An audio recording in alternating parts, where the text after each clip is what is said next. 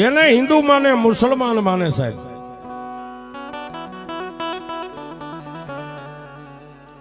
અને મેલડી છે ને સાહેબ, એ 5 ગાંડાને હાચવવા હારા હો. આ તમને એમ હોય કે રાજુભાઈ છે મેલડી મેલડી નહીં સાહેબ, એ 5 ગાંડાને હાચવવા હારા એક મેલડી નો હસવાય સાહેબ. આ ગાંડાને જમાડીને એક ઓરડામાં પૂરીને તાળું મારી દો એટલે માલપા ભલે ધમપસાડા કરે. એ આને તો પૂરો તો પૂરાય નહીં, બાંધો બંધાય નહીં.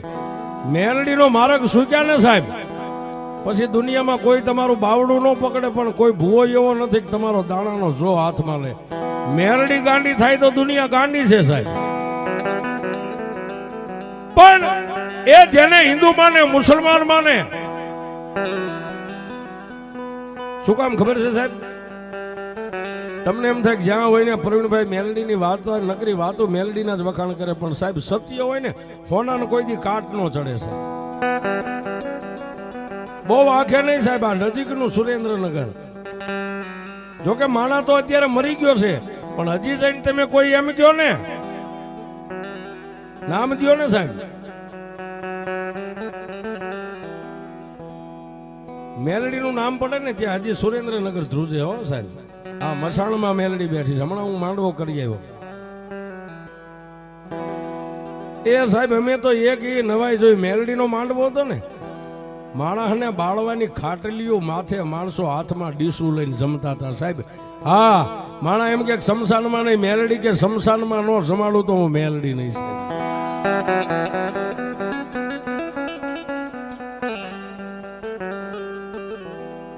સાહેબ. એ સુરેન્દ્રનગરની માલપા સલીમ થઈ ગયો. આજની તારીખમાં કોઈ એમ કહ્યો સલીમ એટલે એમ કે કોઈ મેલડી વાળો જાય તે મોમેડિયન સાહેબ. એને બિઝનેસ સાહેબ આવા જૂના કપડા વેચવાનો હતો, પેન્ટ શર્ટ. ક્યાંય મેળો ભરાતો હોય ત્યાં જૂના કપડા લઈને વેચવા જાય. ક્યાંય ગુજરી બજાર ભરાતી હોય મંગળવારી રવિવારી, એ પોટકું લઈને સાહેબ સલીમ જૂના કપડા વેચવા જાય. પણ વાત ઈ કરવી છે સાહેબ, જેને 2 દીકરા ને 1 દીકરી હતી સાહેબ.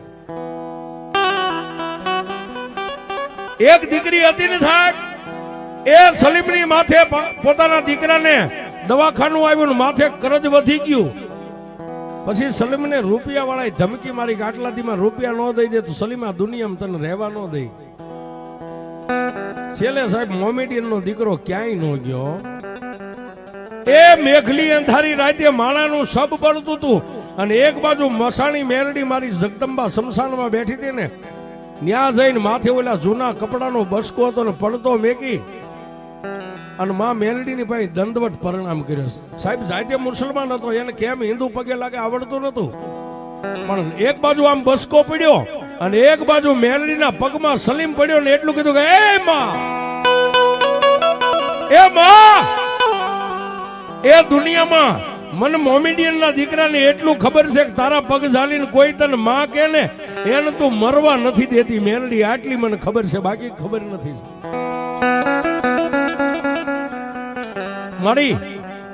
મારા 2 દીકરા છે અને રૂપિયા ક્યાંય હું વલી મટકામાં હારી નથી ગયો. મારા દીકરાના દવાખાનામાં ખર્ચ મારી માથે ખર્ચ વધી ગયો અને હવે રૂપિયાના લેણિયા તો મને જીવવા દે એમ નથી.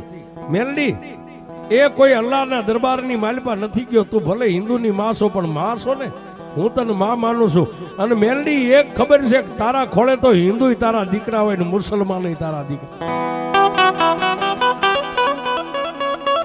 એ મેલડી મારી એ દુનિયામાં કામ અને સલીમનું બાવડું પકડી લઈને કામ અને મરી જવા દે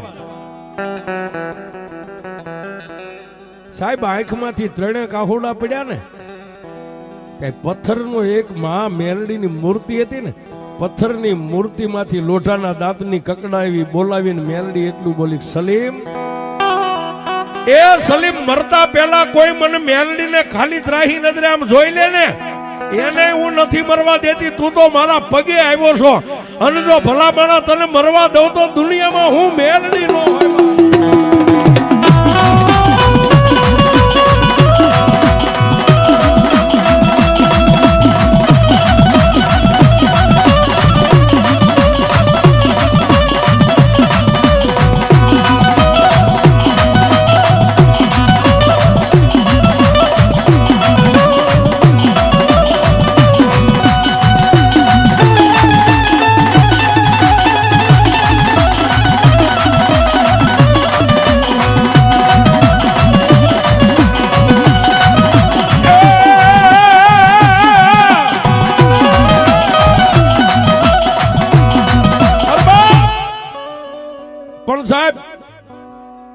એ માતા મેલડીનો ગેબી અવાજ બંધ થયો એટલે સલીમે એટલું કીધું, માં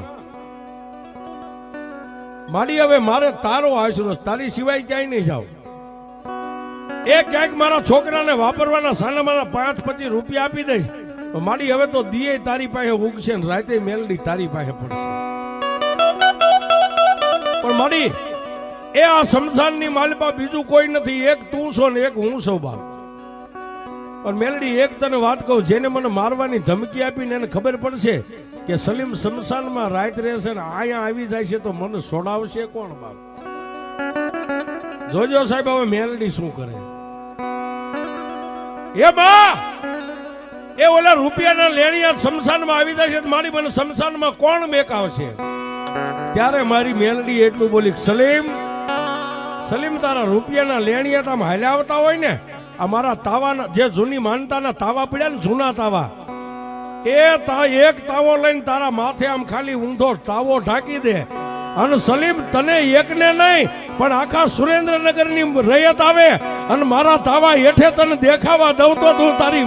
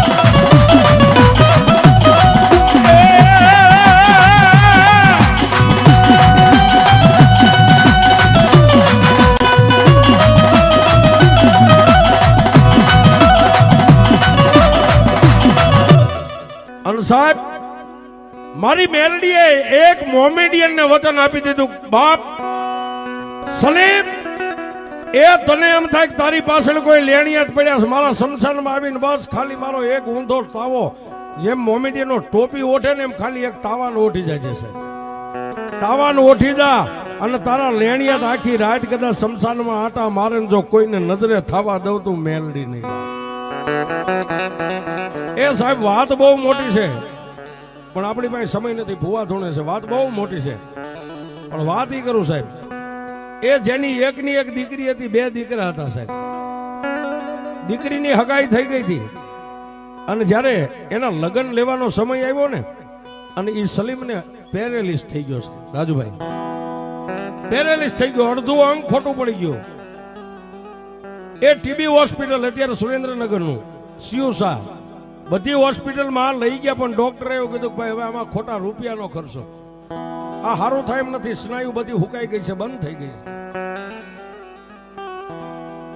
સલીમે પોતાના દીકરાને પોતાની પત્નીને એટલું કીધું કે મારી દીકરીને એકવાર આને નિકાહ પડાવી દો, હું જોતો જાઉં પછી ભલે મરી જાઓ.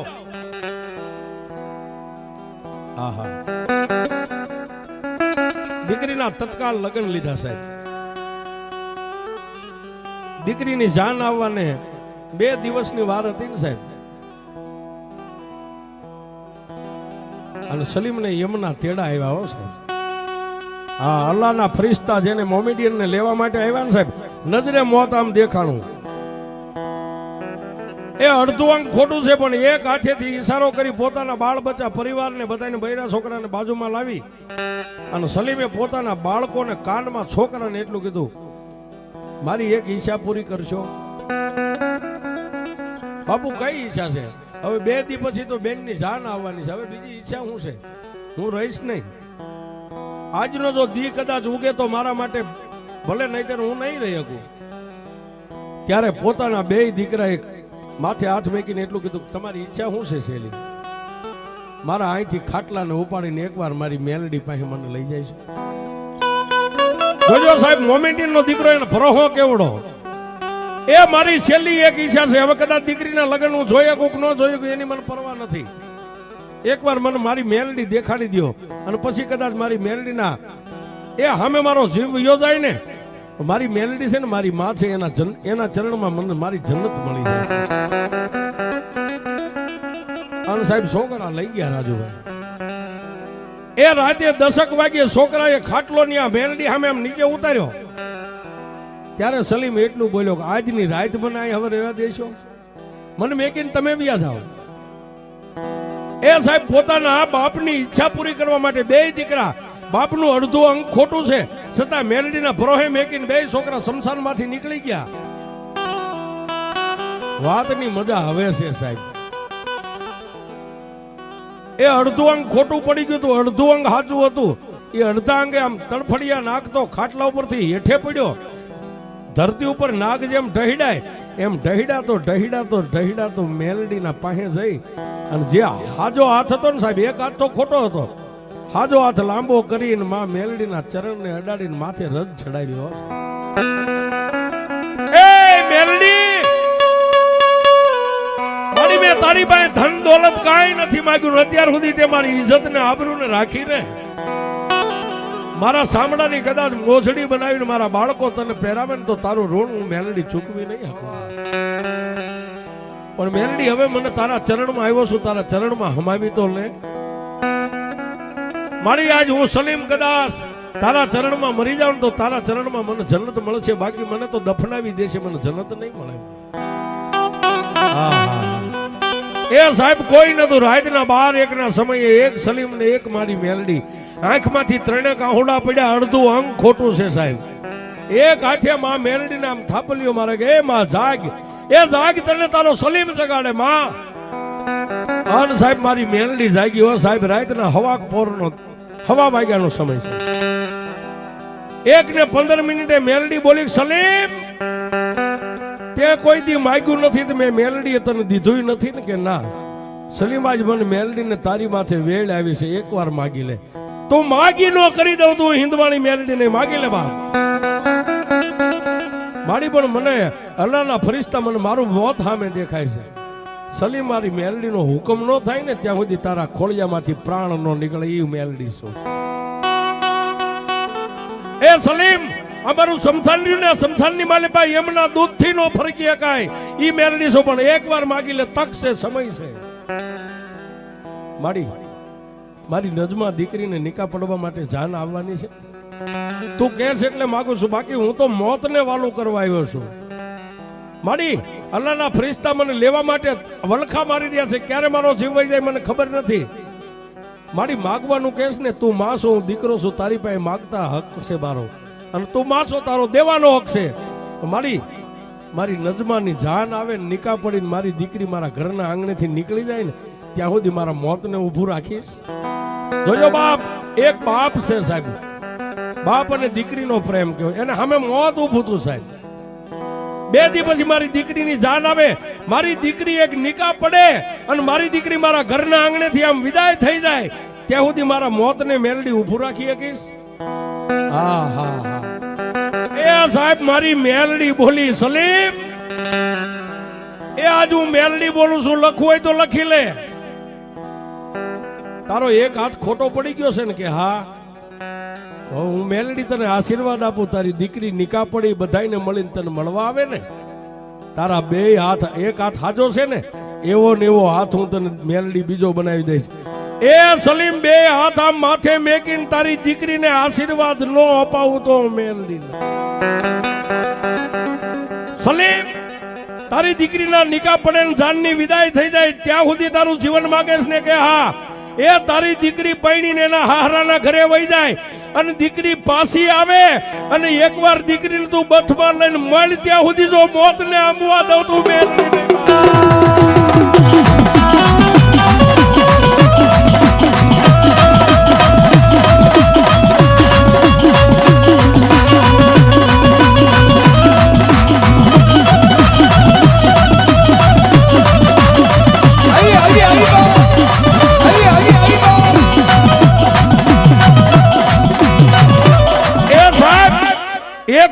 કોમેડિયન ના દીકરાને જો મેલડી આટલા આશીર્વાદ આપે કે તારી એક અબળા દીકરી છે ને ઈ પૈણીને પાછી આવે ને એને બથમાં લઈને નો મળી ત્યાં સુધી મરવા નો દઉં. એ અહીંયા મારી મેલડીના જેટલા વિશ્વાસુ બેઠા હોય, જેના કુળમાં મેલડી પૂજાતી હોય, જેના વડવાએ મેલડીના અમર પિયાલા પીધા હોય, એ તમારા વડવાનું ભજન પડ્યું હોય અને તમારી ભક્તિ જો મેલડી સુધી આમી ગઈ હોય અને અત્યારે એક હાંકલો ન આવે તો તમારા કુળમાં મેલ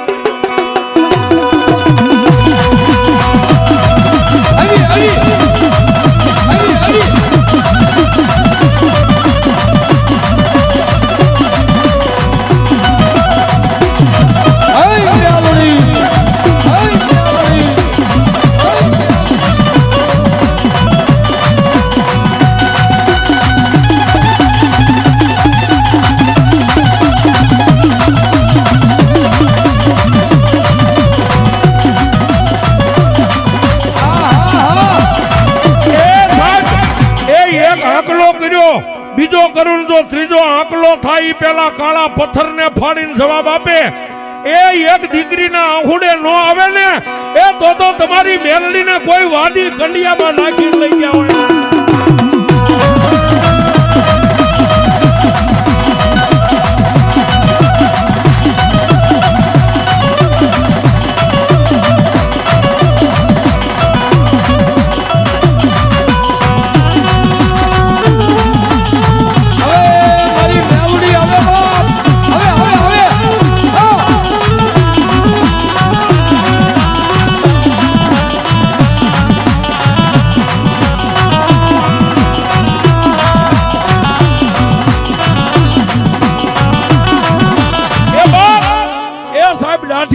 ધણી યાદ કરે મેલડી આવી નવાઈ નથી, પણ સાહેબ આ બાજુ જ્યાં બેનું બેઠી ને એ આવી માવડિયું પણ ઘણી એના પીરની મેલડીના ભરોસે જીવતી હોય સાહેબ.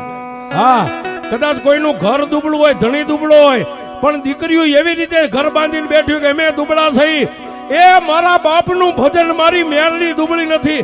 એ આવી દીકરીઓના પોકારે જો ન આવે તો તેના કુળમાં